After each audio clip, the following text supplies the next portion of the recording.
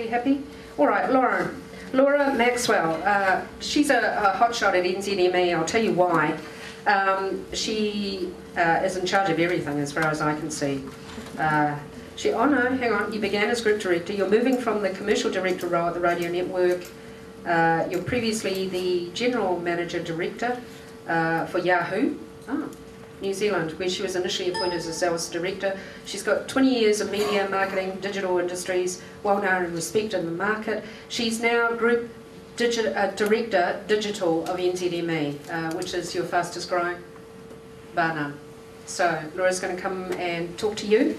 Laura, we look forward to what you have to say. NZME, New Zealand Media and Entertainment, I'm not sure if you're familiar with who we are, but you might have heard of some of our brands, the New Zealand Herald, News Talk ZB, The Hits, Grab One, so you've probably heard of some of our brands. But basically we're one of the largest media players in the New Zealand market. We're in 26 markets in New Zealand, so we know hyper-local. And our main methods of communicating with audiences are digital, print, radio. But our business is changing, so we communicate with just over 3 million New Zealanders every month on our own assets. But what we found is that people are migrating to other media assets to connect with people, to engage, to read. And obviously the biggest one of those is social media. So our business has changed from expecting everyone to come to our media and listen to our media or view and read our media, to actually understanding that we are really good at creating content that audiences want to consume, and we're putting that in the places that they want to consume it. So on top of the 3 million or so people that we connect with every month, there's also 2.6 million people that follow us on social platforms, and they interact with our content over 3 million times. So that's a really significant change for a business that's all been about come to our things and read our things. But I guess what hasn't changed is that what's important for us is who we're speaking to, where they are has changed, why we're speaking to them and how we're communicating with them. So the biggest change for us is that channel used to be king. And any content creator will tell you that content is king, but for us now it's actually all about audiences, and audiences is what drives us and motivates us every day.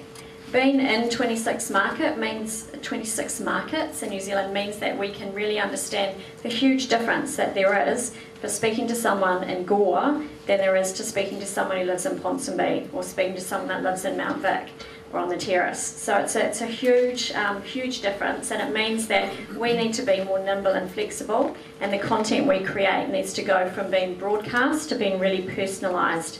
Digital media is allowing us to do that in a way we've never been able to do before. What we do know, and May has loads of information on this as well, and I'm sure you all do within your industries, but where Asian audiences are is that they're metro and they are very educated. They like to connect with local media, but also really important to connect with media at home. No different to a lot of us in the room who probably had our stint in the UK, and we still connected with nzherald.co.nz. We probably read the local Australasian type media that was in that country because you like to connect with what's at home. But it's not just the news that you're wanting to connect with, it's how the content is written, it's the advocacy, so it's the people that are telling the stories. And I think to just put something in another language is doing probably 1/3 of the job. If we're going to put things in different languages, that's fine, but you also need to, sorry, I'm a bit static, but you also need to make sure that the tone is right, the copywriting is right, the design is right, and obviously the channel and the placement is right. The other thing we know about the Asian audiences from the research that we've done from Nielsen, from 81% of Asian audiences, and I'm getting old so I need to step back, I should have put my glasses on, are moderate to heavy users of the internet, and that's so when we are planning media, that's definitely something that we need to bear in mind. Also, video on demand is huge, and I notice a big difference when I travel throughout New Zealand and speak to people. In Auckland, a lot of people have already cut Sky. They're already on Netflix and Lightbox and whatever else they're doing, legally or illegally probably, to watch content online. Hopefully they're paying for it in some way. But when you move into, I was in Christchurch a couple of weeks ago, I've been in Queenstown, you speak to people and like everyone still has Sky. So that change in behaviour is not consistent throughout the country. But it does mean for us as a business that we are now investing more and more in video creation. At the moment, that's probably still for what you'd call a traditional Kiwi audience, and we haven't moved as heavily into what we can be doing for different audiences, for Asian audiences, Pacific, Māori and Indian audiences.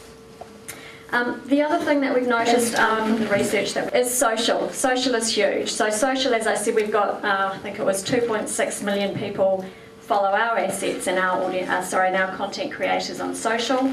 It's no different to people that weren't born in New Zealand. And the reason that they're on social is that they want to connect, they want to interact with people, they want to read. It's become the new aggregator. So is that better? No. So if you look at a masthead, so a newspaper, that's an aggregator of content. Facebook is the new, or WeChat are the new aggregators of content. So again, having the right content in the right place is really important. There's also transactional capability, obviously, on social. TradeMe is obviously one of the hugest ones in New Zealand. But there's also Taibo, that's obviously very critical as well. There's also a lot of Facebook's opened up as well, a new e-commerce. I don't know if anyone's seen it, but it has quite random things for sale that people can put up there.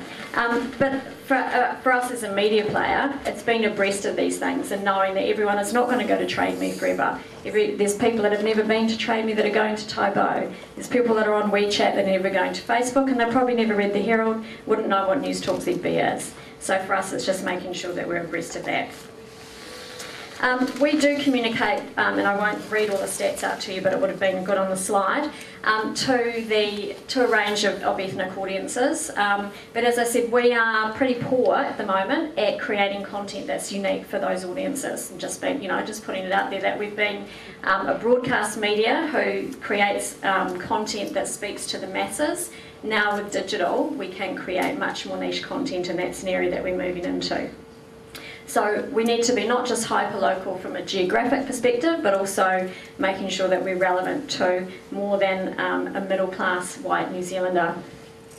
So for us, as I said at the beginning, what we're looking to do is we speak to advertisers every day. So we speak to ad agencies, we speak to a plethora of direct clients and a lot of New Zealand small businesses. We speak to them every day about how we can help them grow their businesses. And so what we're wanting to do is actually extend the partnerships that we have with those clients and helping them plan into other media. So we now connect quite regularly with Māori TV. We have relationships with a range of ethnic media. So on iHeartRadio we have Chinese hits. We have a partnership with Radio Tirana. So we're trying to make a move in that direction to make it easier for people to plan across media. So we can still be a one-stop shop and come to us. And we've joined a partnership with May and her team to form a business that May will talk about, that I won't talk about with you today. But it's allowing people to easily and more efficiently understand, find and plan for those audiences. So just leaving you with, I guess, a final comment that us as a business, the new world has definitely turned us on its head. We used to be channel businesses, we'd be a radio business, a newspaper business, e-commerce. Now we're an audience business. We create content and connect with people through a range of platforms that we may not own and we may not be able to monetize at the moment either, but we know that what's important is connecting with these people in the right way. So thank you for your time today.